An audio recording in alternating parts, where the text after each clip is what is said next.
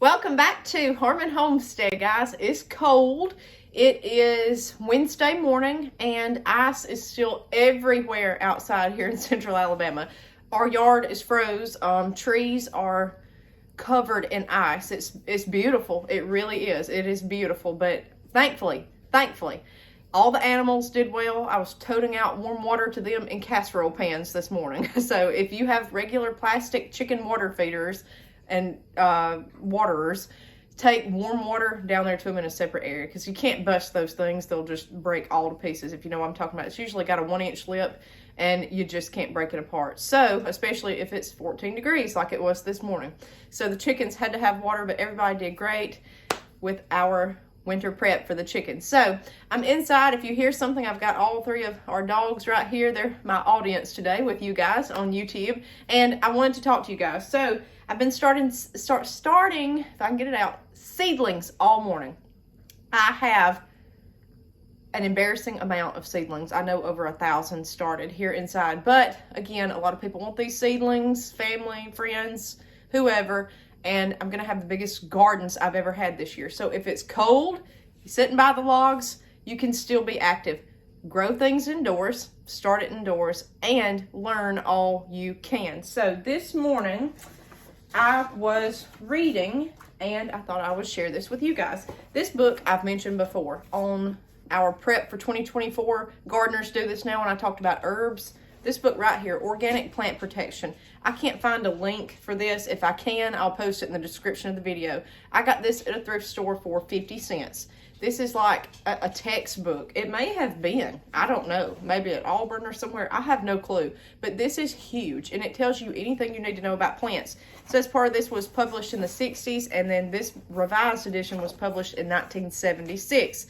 And it's got anything in here you could imagine, with any pesticide, any what you don't want organic, what you do, how plants thrive, what's the best. Now, we do not plant organic. I have tried. I use some organic methods, some I don't. But what I can tell you, when we first started this in 2020, when the pandemic hit and we started growing, I said, I am not going to fertilize any of my plants. I'm not going to use pesticide. I'm not going to fertilize, because the main reason is I am a tightwad. So I didn't think that anything would do well, so I didn't spend money and time into researching all this, and I wasn't gonna have it. So when my corn come up, y'all have heard this. If y'all have been on here, you've heard it before. When it come up and it was 2 foot tall, and that was peak for peaches and cream corn, I said, yeah, we're gonna have to fertilize. We're gonna have to do that. So, and I had no amendment whatsoever, no natural amendment like compost. I had no commercial fertilizer. I had nothing. I also did not want to use pesticides. I just didn't. I didn't want to spend the money on it. Okay, that was just me. That was beginner's ignorance right here. Okay, I've learned better since then. So I use fertilizer to the hilt. I use natural fertilizer. I use bought fertilizer. I use triple 13, and I use ammonium nitrate for my corn. That's what I use. However, I also use what I've made, like compost, things like that. Now, what I am getting into are pesticides. The only two that I have used are neem oil and BT. And so this morning I started reading on BT. Now, I cannot pronounce this. I'm sure some of y'all can tell me how, but it's Bacillus Thuringiensis. Okay, BT. Just call it BT. I'm going to show you right here in the book, and they've got a whole spread on it. I'll post some articles that I'm going to talk to you about as well in the description of this video about BT. So neem oil and BT are usually your, it's not like, they usually don't have a bad rap, okay? They're usually your better, people recommend that. And I used it this year, and it worked. Now, I have used copper. I tell you all the time, copper, but that's not a pesticide. That's just using it for my plant to keep fungus away, okay? I'm just using a natural element copper spray for tomato plants. If you want to prevent blight of any kind, use copper. Use it on squash, zucchini, anything for powdery mildew, downy mildew. Use copper. And this year we are going to be using copper on our transplants when we put them in the ground. Someone recommended that to my husband that's in agriculture. He says spray those little plants as soon as you put them in the ground to start preventing it, okay? But I'm getting on copper. Let's talk about BT. So BT, it is actually naturally occurring, and I've wrote notes here to tell y'all about all of this, okay? It's compiled from the book and the articles. It is naturally occurring. The book says it's a pathogen. Well, that just sounds so scary. You know, it just, a pathogen. It's bacteria that is naturally occurring in the soil. It's even been found in the tundra, okay? This stuff is natural. So it is used to kill off bugs on your plants, pretty much. Now, BT is great for tomato hornworms. Any kind of pest type worm. Now, I've not seen any studies on earthworms, anything like that. I know I've got them in my raised beds. It didn't hurt them this year. They're still fine. They were active as in a month ago. I saw them crawling when I was down there adding leaves and mulch to my beds. So as far as a worm you don't want, a tomato hornworm, and they are known, BT is known specifically for corn earworms. You put it on the silk at the very top of your corn ear to keep the worm from getting in the corn and eating your corn. Now, I've shown you corn videos before. For some reason, tomatoes and corn, people flock to our channel for those videos, especially corn. Corn is hard to me. That was the hardest thing to learn how to grow. Anything else will pretty much grow, but corn, if you don't get it right, I mean, you've got one shot, that's it. So all your time and energy is put into that. I've shown you on, I think I did a video this summer harvesting corn. And every ear I pulled, when I pulled the silks down, it had corn worms in it. Those little worms I showed you, that's corn earworms. They're going to be in corn, no matter what. I don't care what you do, that's what it's going to be unless you use something like this. Now, I don't know if this works because I've never used this on my corn. I had 400 to 500 feet of corn this year. I've got 2 deep freezers stocked full of it. I didn't go down there and treat it. Okay, let it be. It doesn't bother me because usually the corn earworm, and you can see in the video, it will eat the kernels off the cob, but it'll be at the very top, at the tip, that we cut off anyways, okay? I like it flush and cut. I'll leave the stem on, the hard part of the cob, and then just cut off the top, the very tip. The corn earworm rarely gets into the middle and eats everything up. Now, if you have a poor crop, like my first year where it looked like the little baby corn that you get in a canned jar, they'll annihilate that. But a big, beautiful ear, they're not going to damage that corn too bad. They're not. They're just not. So I don't mess with it. And if it doesn't bother me, I'm not going to spend the money to go down there and put it on it and the time, okay? I'm not selling this corn. And most people around here, if you go buy corn, they know you're probably going to have worms in every single ear. That's part of it, unless you've treated it with something like BT. So it's great for tomato hornworms, corn earworms. It is great, and I'm going to go crop by crop for beetles. So I wrote down beans, Japanese beetles. Now, I did not have beetles this year for some reason. I don't know if it was the weather, the environment. I did not see one Japanese beetle in my garden, but normally they will annihilate pole beans. Not bush beans that I've seen. You'll see a few, but it's usually rattlesnake pole beans that they tear up. So you can use BT for that. Corn earworm. Cotton. Some of y'all may be commercial growers on here. We have a lot of cotton growers on around us. There may be some on this channel. Bollworms. Cotton leafworm and another type of worm. It's great for that. And there's several, I'm just hitting the highlights that you may have heard of unless you practice this regularly as far as agriculture. Cotton, we've all heard of boll weevils, things like that. That's what this is great for, the BT. So when you're getting into corn and cotton, they're going to spray it massively, okay? Or something else, I'm going to get into that in a second.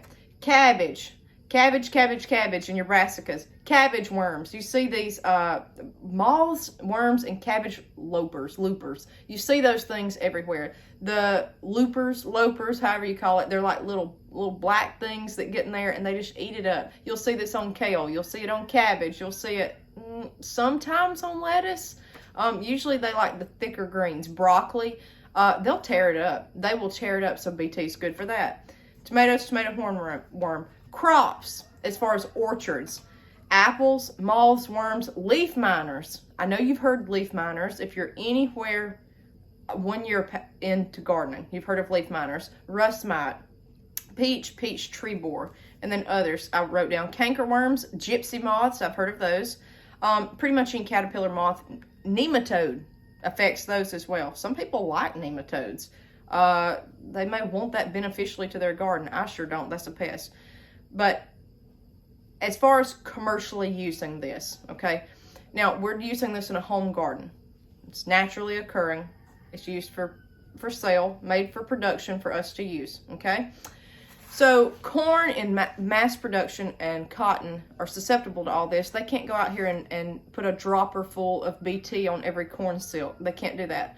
So people started using it, and what they have done is they have bioengineered corn, GMO. Go back to my other video, the difference between GMO, non-GMO, seed packets explained. You cannot buy GMO seeds. If you are like me sitting here watching this video, unless you are a commercial grower, you cannot go buy a GMO seed on the shelf. So do not ever worry about that right now, okay? Don't ever worry about that. This is for people that are commercial growers. So bioengineered, it has a stigma to it. I don't care for it, okay?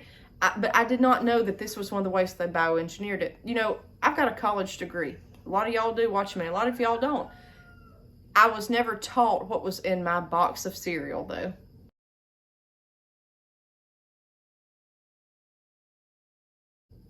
You know, that's one reason I started doing this. The common knowledge and basics of gardening and homesteading, none of us know. I don't care if you're 17 or 70. A lot of us do not know. We don't know what's in that cereal. We don't know what's in that loaf of bread. We don't know what's in this stuff. But you do if you go out here and grow it, okay?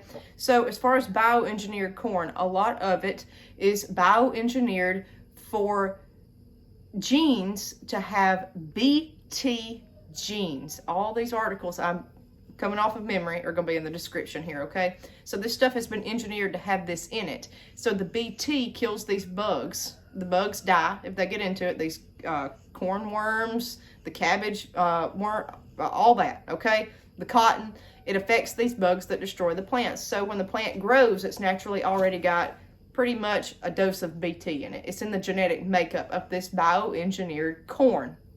So I thought, well, that's very interesting, because when you see the word bioengineered, do we actually know what it's bioengineered to do? A lot of us don't. There's not a lot of information on this, so it's very interesting.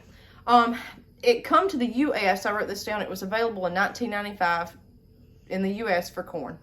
Now, 81% of corn produced in the United States has BT genes for commercial use. Not what you get at the feed store, not what you're ordering from Baker Creek or M.I. Gardner or Victory or Will Hyde or any of these other places. This is what commercial growers use. 81% of corn is bioengineered to have BT genes in it. That way, all these pests won't destroy the crops. To me, guys, that was a revelation and an eye-opener, and to just understand, because I've got BT. I've got it up under my cabinet. You know, I've got it on my hands from touching soil. So to me, it was very interesting to learn that, and to learn that when something says bioengineered, that could be what it's meaning, okay? Now, in the book here with the organic plant protection, it says that it was is one of 2 pathogens registered for use in the U.S. Now, that was in 1976 or 1960s. And it says you'll find information on methods of this application and commercial sources in the section Making Bugs Sick with Microbial Control, Chapter 8. And then it talks about it works for almonds, for peach tree borer, alfalfa caterpillar, apples. It's got so many for apples, guys, so I'm sure if you have orchards, you may be using BT. Artichokes. We don't grow artichokes here. Castor beans. I went past that because I remembered that it does work for Japanese beetles for the beans. I don't know about aphids, but I know Japanese beetles. Corn, cotton, crucifers, that includes your cabbage, brassicas, grapes, oranges, peaches, stored crops, anything stored to keep bugs from eating it, okay? And then trees. And it talks about every kind of tree known to man. that bugs would be killed by with BT. So the whole purpose of this video today, I wanted to tell you something most of you have in your greenhouse, in your house, that you use in your garden toolkit, and explain it to you. But what BT does is it kills these bugs. Now, the one thing that I forgot to tell you is there have been studies that this will, since it kills a worm and a moth and all that, it can kill monarch butterflies. So you've seen a big hype about the monarch butterfly population is going down. This may be contributing. I don't know. If 81% of our corn produced has this engineered into it, this could be what's, I don't know. I don't see butterflies around my corn. I don't see many moths. I see the worms, but I see yellow jackets and things like that. I don't know. Maybe it's killing them. I don't know. But that's something to think about too. I can promise you this. You have to do something to keep pests from eating your crops, okay? So that's why I said, go get a 50-cent book from the thrift store. Go do things like that. Learn right now while you've got downtime. You're going to have to do something. Even if you just want to companion plant, okay? You're going to have to do something to combat this, because if not, your crops will be annihilated. As far as corn, don't worry about a corn earworm. I'm not going to put BT on it this year. I'm going to grow more corn than I ever have. The only exception is I've showed you my seed haul, all of the different dent corns I have, and I'm going to try to cross-pollinate those. That I might put BT on, because it's probably going to be 40 to 80 feet total, very small crop right here in the backyard. Now that I may do, that I very well may do, but otherwise in my pasture garden where we've got hundreds of feet, no, I'm not going to do that. Tomato hornworms, cabbage worms, corn earworms, things like that, this will work for. I just want you to be familiar with what is in your cabinet, what you're using. I read on neem oil last week, guys, and I'm going to tell you, my mind was blown. Like, certain people should not even be around neem oil. I didn't know that. You just go to the store, you buy a bottle, you hear a YouTuber recommend it, or you hear somebody do this stuff, but you don't hear them tell you what it is, what it does, and who doesn't need to mess with it. The effects. I don't even know if we know the effects. Maybe that's why they don't tell you. But guys, you need to investigate this stuff now, okay? I'll use neem oil this year, but it's still, I like to know what I'm doing. So that's why I'm doing these videos, and I'm going to try, while we've got downtime and it's so cold, and there's nothing to show you out there except a frozen raised bed and a frozen pasture. There's nothing to show you as far as growing except all of my seedlings that are starting. I'm trying to get you educated. We need to know about this stuff. You need to. I wish that I could go back 4 years and learn all of this then before I started, but you have to walk, before you can run. So just get out there and plant something, but take in every piece of information you can and start investigating for yourself. Look up the bioengineered stuff. Look up more pesticides you use. Look up fertilizer. Look up all of this stuff. Understand it. Know how you can use it for your garden, or even if you want to use it in your garden, okay? So kind of a comprehensive video today. If you got any thoughts, let me know below. We got a lot going on and a lot coming out the rest of this week, guys. We'll see you next time on Homestead.